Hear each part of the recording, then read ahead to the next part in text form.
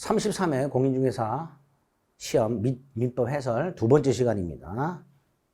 제가 지난 시간에 잔소리 좀 많이 했죠.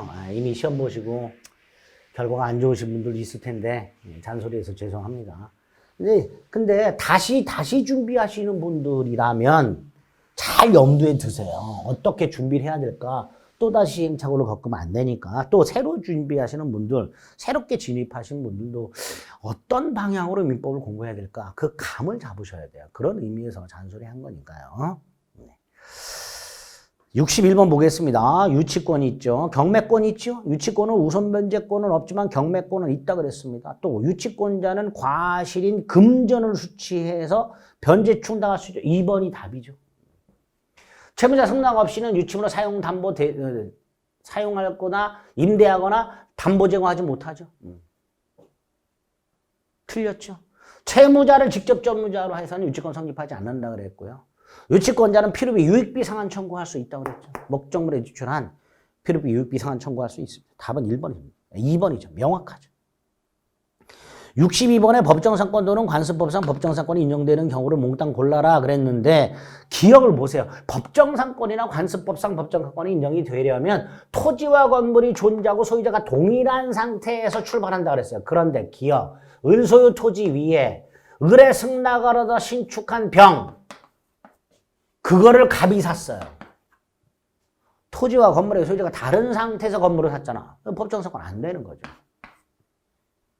니은 을소유 땅에 건물 공유. 자, 을소유 땅에 단독 소유 토지 위에 건물 공유 이렇게 하면 법정상권 인정됩니다. 그냥. 근데 요거는 좀 낯설죠. 제가 수업 시간에도 그렇게 자주 말씀드린 건 아닙니다. 그럼 기억은 일단 틀렸고 옳은 거 고라 그랬으니까 기억 들어있는 건 제끼고 니은이나 디귿 중에 하나인데 니은이 다 들어있으니까 이건 되는구나 이렇게 되는 거예요. 되는구나. 그냥 디귿만 확인해 보면 돼요. 근데 디귿은 우리가 아는 거예요. 제가 수업 시간에 요렇게 나오면 요거 법정상권 안 된다라고 수도 없이 말씀드렸습니다. 건물과 땅을 함께 샀는데 땅만 등기. 안 된다 그랬죠, 이거. 건물과 땅을 함께 샀는데 땅만 이전 등기. 법정상권도 관습법상 법정상권도 안 된다 그랬습니다. 그럼 결국 하나 남았네요. 그죠? 62번은 2번이 답이 되는 거예요. 충분히 고를 수 있는 문제였습니다. 2번을 몰라도. 자, 63번 지역권, 요역지는 일필토지 전부여야 되고 승역지는 일필토지 일부여도 무방하다 그랬으니까 1번 틀렸고요. 2번 요역지 소유권이 이전되면 지역권도 이전되죠. 요역지 소유권에 부종하여 이전한다.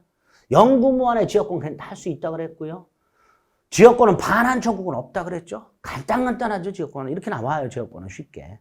답이 5번이죠.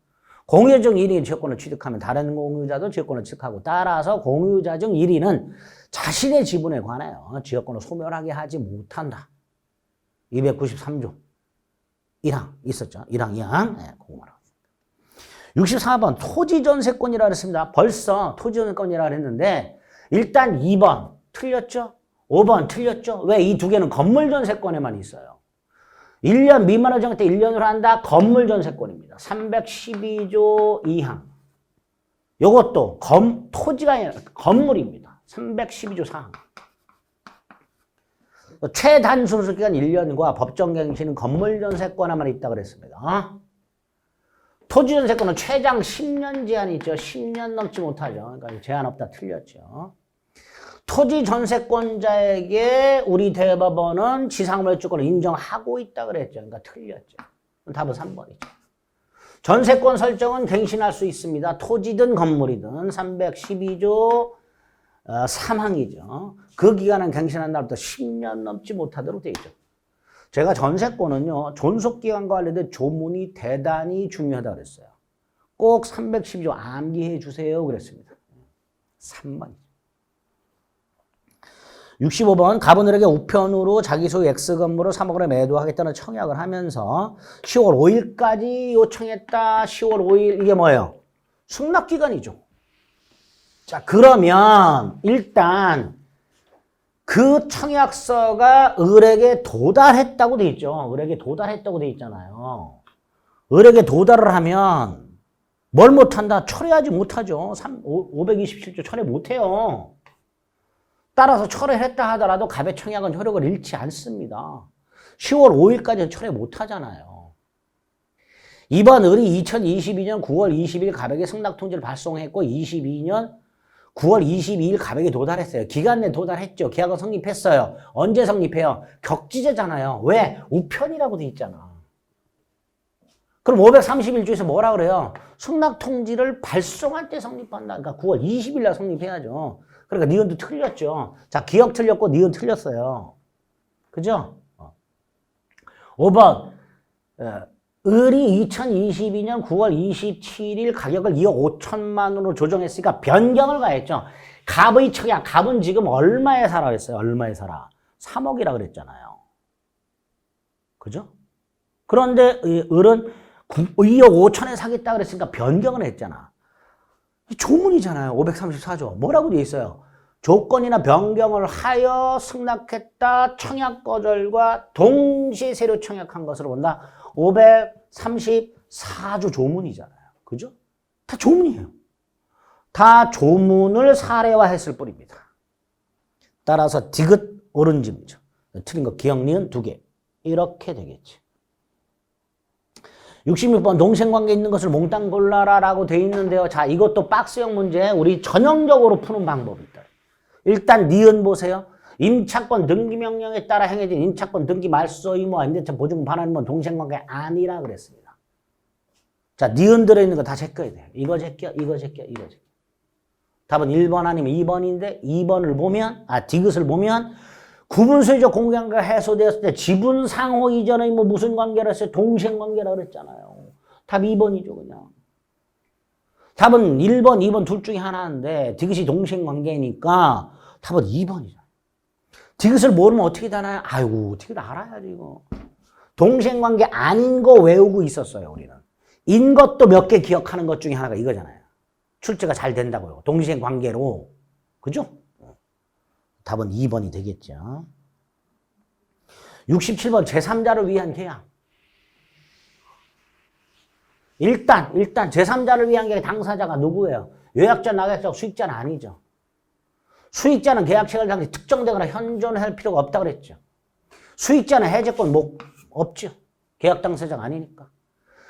4번 요약자와의 기본관계가 뭐예요? 요약자와 낙약자의 기본관계. 여기 하자가 있으면 뭐뭐 할 수 있다라 그랬죠. 거절할 수 있다라. 여기 있잖아요. 여기 답이 4번이죠. 5번 수익자의 동의 없이도 낙약자의 채무 불이행을 이유로 계약을 해제할 수 있다. 5번 틀렸죠. 옳은 거 4번. 어때요? 해설 들으시니까 다 알고 있는 거죠. 거의 다. 99%가 다 아는 것들. 68번 갑은 자신의 X토지를 을에게 매도하고 이전 등기를 맞춰주었으나 을이 등기를 먼저 넘겨줬는데 을이 대금을 지급하지 않고 있어요. 이게 뭐예요? 이행지체. 이행지체가 있으면 최고 후 해제죠. 자, 갑이 계약을 해제하면 소유권은 바로 복귀하죠. 그런데 을이 병에게 팔아먹고 병에게 등기까지 넘겨줬습니다. 자, 병은 등기까지 마친 사람이에요. 따라서 갑과 을이 계약을 해제했다 하더라도 병은 보호되죠. 병은 보호되니까 소유권을 취득한다. 라고 해야죠. 틀린 거 기억 디귿 2개. 너무너무 전형적인 지문들이 나왔습니다. 69번. 매매계약 유쌍낙불. 낙성입니다. 교환 역시 유쌍낙불 유상입니다. 증여 낙성입니다. 도급 낙성입니다. 우리 민법상 요물계약은 딱 하나 있었죠. 전형계약 중에 현상광고만 요물이었죠. 임대차 유쌍낙불이죠. 편무지 아니에요. 쌍무죠. 너무 쉽죠. 답은 3번.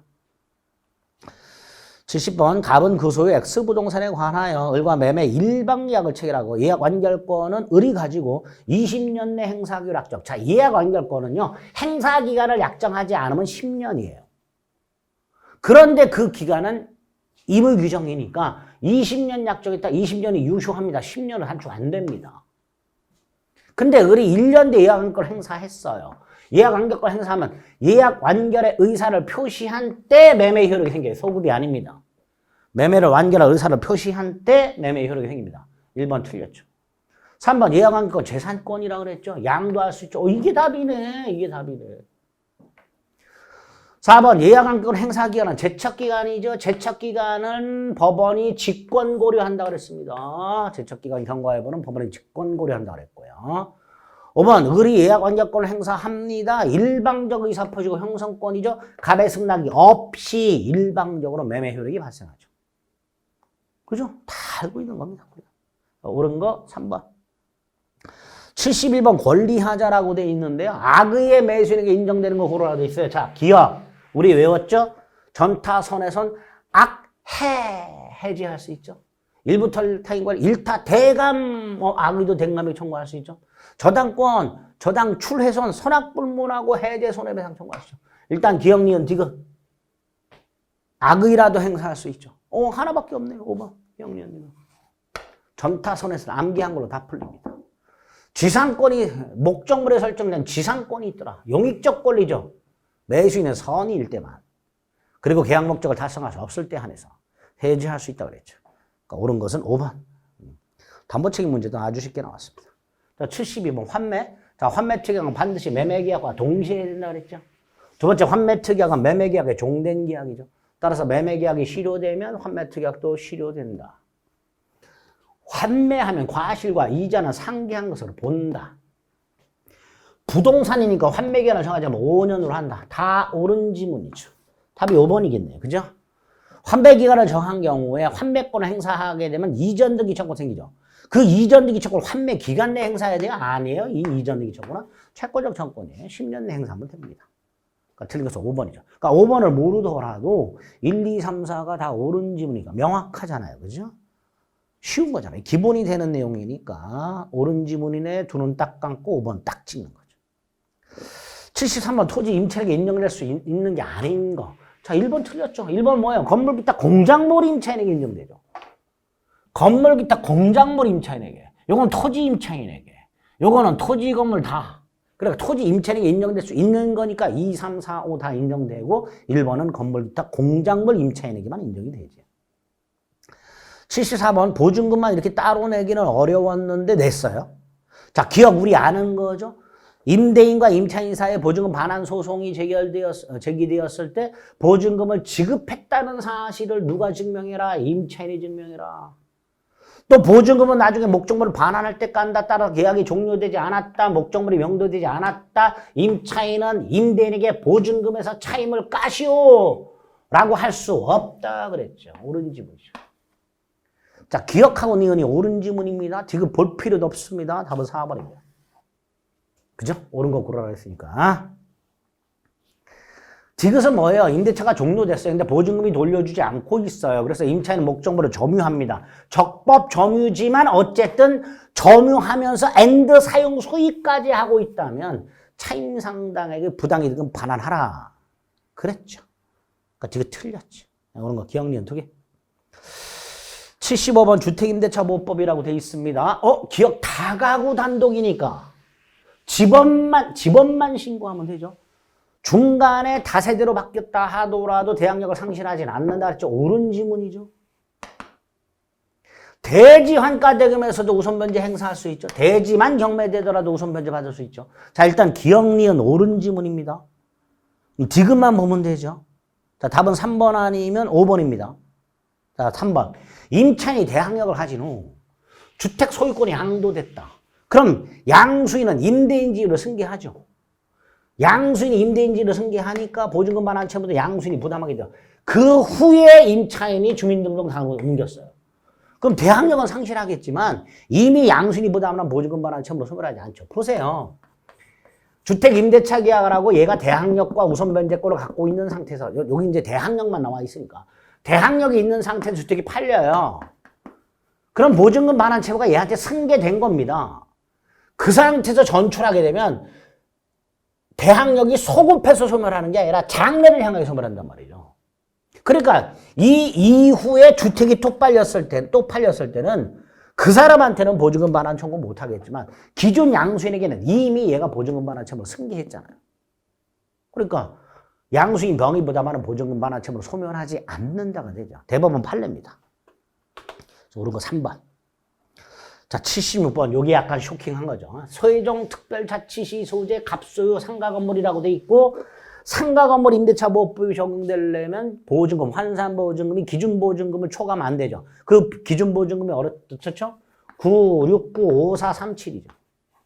서울, 수도권, 그 밖의 지역, 서울, 수도권, 광역시, 그 밖의 지역이죠. 그리고 수도권에 부산광역시가 들어가 있죠. 세종특별자치시는 여기 들어가 있죠. 5억 4천에. 뭐 여기 들어갔든 서울은 아니잖아. 서울은 아니잖아. 서울이 9억이에요. 지금 세종특별자치시가 나왔다 그래서 쇼킹하다 그러는데 우리 서울만 알고 있어도 돼요. 서울이 9억이고요. 그 다음에 6구예요. 9, 6, 9, 5, 4, 3, 7이잖아. 그런데 잘 보세요. 보증금 6억의 차임이 월 차임이 100만 원이에요. 그럼 환산보증금이 7억이에요. 그럼 서울만 9억 미만이고 나머지 어느 기준에 의하더라도 세종특별자치가 서울은 아니잖아요. 그럼 요 중에 하나일 거 아니야. 정확하게 광역시를 몰라도 요 중에 하나일 거 아니에요. 근데 여기서 최대가 얼마야? 6억 9천 원이에요. 근데 얘는 7억이에요. 그러니까 초과임대차야. 76번은요. 세종특별자치시에 대해서 환산보증금이 어떤 게 적용되느냐를 알고 있느냐를 묻는 게 아니에요. 그냥 이 기준을 대충 알고 있느냐야. 초과임대차예요. 초과임대차인데 초과임대차도 대항력 적용된다 그랬고요. 권리금 회수 적용된다 그랬고요. 갱신요구 적용된다 그랬고요. 3기 연체 해지 적용된다 그랬고요. 폐업으로 인한 해지 적용된다 그랬고요. 표준계약서 적용된다 그랬어요. 우선변제권, 존속기간 이런 건 적용이 안 돼요. 자, 대항력 적용된다 그랬으니까 사업자 등록을 신청하면 다음날 대항력이 생기죠. 폐업으로 인한 해지할 수 있겠지.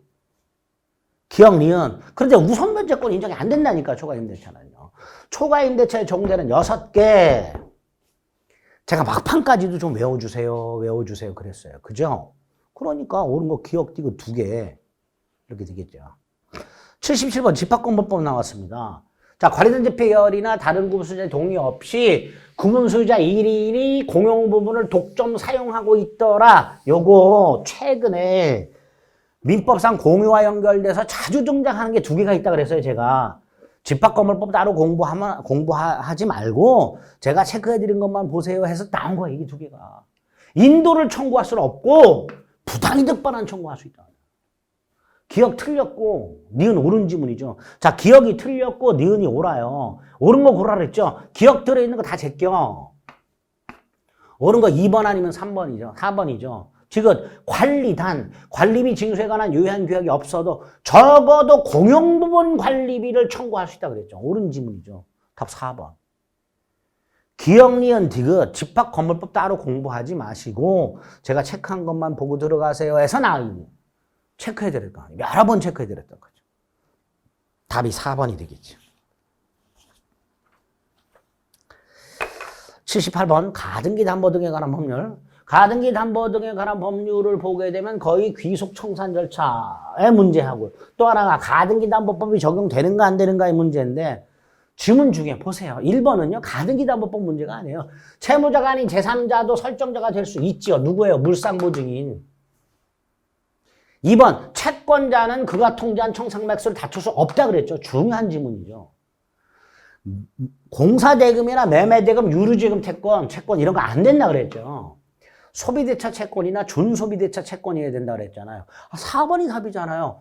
가등기 담보권이잖아요. 저당권하고 똑같다 그랬죠. 저당권과 그 채권을 함께 양도. 이게 답이죠. 가등기 담보권자는 나중에 채무자가 돈을 갚지 않으면 할 수 있는 게 2가지잖아. 경매권하고요. 귀속청산 절차. 가등기 담보법 문제 내용은 굉장히 어렵지만 출제에 이렇게 나온다고 그랬습니다. 기본이 되는 것들이죠. 그죠? 어려운 거 말고 자주 나오는 거 여기에 있는 것들 다 기출이 있던 내용들입니다. 1번, 4번은 저당권에 나와요. 저당권에. 수차례 출제했던 것들. 그죠? 79번. 계약명의신탁이죠. 3장한 명의신탁 아니면 계약명의신탁인데 올해 제가 계약명의신탁 나온다 그랬어요. 계약명의신탁. 계약명의신탁이 뭐예요? 수탁자가 배수인이죠. 갑원들과 명의상약정을 맺고 을은 가부터 돈 받아가지고 병과 매매를 하고 등기를 넘겨받았다. 약정 무효. 그죠? 병 선의. 그럼 을은 소유권을 취득. 자, 을이 소유권을 취득했지만 갑은에게 뭐 할 수 있어요? 부당이득 반환 청구하죠. 그때 부당이득 반환 청구는 돈 돌려달라니까 이전 등기 청구할 수는 없죠. 돈 돌려달라만 된다고 그랬죠. 갑의 을에 대한 부당이득 반환 청구는 유치권 안 된다라고 말씀을 수도 없이 드렸고요. 유치권에서도. 5번. 부동산 실거자 명의 등기에 관한 법률 가장 기본이 되는 거죠. 수탁자와 거래한 정은 악의라도 소유권을 취득하죠. 그러니까 정이 알고 있었다 하더라도 정은 소유권을 취득한다. 거저 먹지요. 답이 5번이죠. 80번. 요게 조금 제가 체크 별로 안 해드렸던 것에 지분이 나와 있습니다. 일단 체크해드린 것 중에 하나가 관리는 구분소유자가 아니어도 된다 그랬어요. 2번 구분 소유자가 12 이상일 때 선임해야 된다. 이거 체크해드렸었어요. 이게 옳은 지문이네요. 그러니까 나머지는 몰라도 되는 거예요. 3번 좀 낯설어요. 요거는 예전에 관리위원회가 있다. 그 다음에 관리인의 권한이 있어요. 관리인이 그 권한 내에 행위할 때 관리위원회 결의가 필요하단 말이죠. 그러니까 공용법원 보존행위가 관리인의 권한 중에 있어요. 공용보존행위가 관리위원회가 있으면 그 위원회 결의를 필요로 한단 말이죠. 그렇게 자주 나오는 집은 아니죠. 관리인은 관리위원회 위원이 될 수 없지요. 관리위원회 위원은요, 구분 소유자 중에서 선임해야 돼요. 근데 관리인은 구분 소유자가 아닌 자도 관리인이 될 수 있으니까 관리위원회 위원이 될 수가 없지요. 자, 5번은요, 이게 이제 올해 나온 지문 중에서 제일 개짜증나는 지문입니다. 집합 건물의 소유 관리에 관한 법의 시행령이에요, 시행령. 이 그지 같은 시행령에서 집합 건물법에서 내는 것도 짜증나는데 시행령에서 출제를 했어요.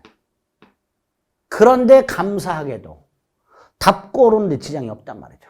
시행령에 보면 집합건물법 시행령 10조에 보면 관리위원회 위원은 부주의한 사유 없이 서민이나 대리인을 처리하고 행사할 수 없다고 돼 있어요. 근데 이 5번 같은 지문이 한번 출제가 됐다 그래서 또 시행령 달달달 외우는 분들 계세요. 하지 마세요. 이런 거 할 필요 없습니다. 보셔서 알겠지만 답은 다른 데 있어요. 이런 거에 신경 안 쓰셔도 됩니다. 그래서 수험생들이 시행령에서도 냈다고 막 너무 어렵다고 그러는데 답 고르는데 지장이 없는데 뭐. 그죠? 이런 식으로 간단하게 올해 기출됐던 문제를 살펴봤습니다. 답으로 나온 것들은 1년 동안 꾸준히 지치지 않고 공부를 빡세게 하셨던 분들은 너무나 쉽게 고를 수 있는 것들이 답으로 출제가 됐습니다. 앞으로 민법은 이렇게 출제가 될 겁니다. 지금까지 몇 년 동안 쭉 이런 방향으로 출제가 진행이 됐어요. 그러니까 앞으로 이제 내년 시험을 대비하실 분들께서는 공부는 좀 빡세게 그리고 꾸준하게 해주세요. 공부할 때는 어려워요. 나중에 시험을 보게 되면 야, 내가 너무 빡세게 한 거 아니야? 너무 허탈한데? 라는 생각이 들 정도로 빡세게 해주시면 시험 보고 나서 어렵다 이런 말 안 나올 수 있습니다. 또 어쩌다 한번 나오는 것들, 그런 것들은 신경 안 쓰셔도 되는 것들입니다. 다시 한번 말씀드립니다. 조금 힘들게 꾸준히 공부하시는 분들에게는 평이하게 다가올 수 있는 문제들을 위주로 출제를 하고 있다. 이렇게 결론을 내리시고 접근하시면 되겠습니다. 간단하게 해설 강의 마쳤고요. 처음에 말씀드렸듯이 합격하신 분들 가답안이긴 하지만 물론 한 달 뒤에 확정답이 나올 것이고 거기에 뭐 복수 정답 같은 게 인정이 돼서 뭐 한두 개 문제로 마음을 졸이셨던 분들 중에서 또 합격 입부를 누리는 분들도 계시겠지만 일단은 시험을 봤으니까 합격점을 안전하게 받으신 분들은 뭐 마킹 실수한 거 걱정하지 마시고 발표 나올 때까지 마음 편하게 계시고요. 혹시라도 한두 개 문제로 마음 조지신 분들은 뭐 어쩌겠어요, 그게. 어차피 한두 개 문제로 안 되거나 마음 졸이는 건 그건 운이에요, 운. 시험도 운이 분명히 있습니다. 그러니까 너무 마음 졸이지 마시고요. 그냥 편하게 또 기다리세요. 결국 합격을 하셨던 가답안을 가지고 합격 점수를 받으셨던 아슬아슬한 점수를 받으셨던 떨어지셨든 상관없이 일단 시험을 본 거니까 좀 편안하게 발표 날 때까지 기다려 주시고 앞으로 향후 내가 무엇을 어떻게 할 것인가 그걸 생각하는 계기로 삼으세요. 여러분들은 1년 동안 열심히 공부를 해오셨습니다. 노력을 해오셨어요. 뭐든지 할 수 있습니다. 이게 결코 인생에서 완전히 실패한 게 아니란 말이죠. 이 시험이란 것은. 제가 시험을 무수히 준비를 해봤기 때문에 알아요. 당장은 괴롭고 힘들어도 조금만 지나면 아무것도 아니게 됩니다. 그래서 합격하신 분들에게는 다시 한번 축하의 말씀을 드리지만 아닌 분들은 빨리 훌훌 털고 일어나시기 바랍니다. 지금까지 해왔던 노력을 기반 삼아서 새로운 목표와 새로운 방향을 삼고 이런 노력이면 뭐든지 할 수 있겠다라는 자신감으로 일어서시길 부탁드리겠습니다. 33회 해설 강의 간단히 말씀드렸습니다. 고생하셨습니다.